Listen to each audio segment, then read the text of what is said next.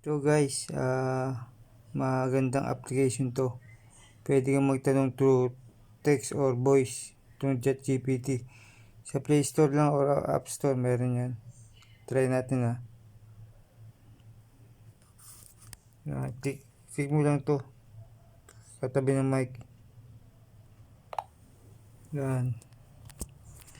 Good morning ChatGPT. Good morning. I hope you're doing well. How's your day starting off? Kamusta ka na? Ayos naman ako. Salamat. Ikaw, kumusta ka naman? Okay lang.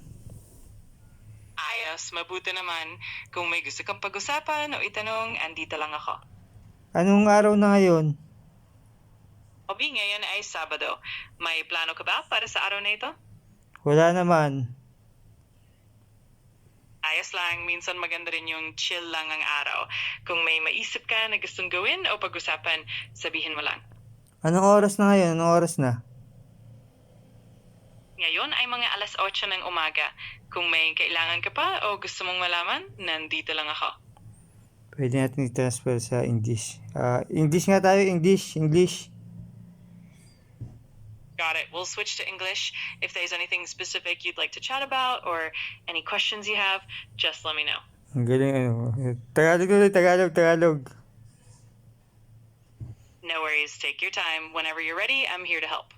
Tagalog. Balik sa Tagalog tayo. Tagalog. All right, no problem at all. I'll be right here whenever you're ready. Just let me know. Kulit yun eh. Tagalog. Sige, walang problema. Tatagalugin ko na lang. Sabihin mo lang kung may gusto kang pag-usapan o itanong. Nandito lang ako. Okay din si ChatGPT ano. Okay po guys. Download nyo. Maganda to.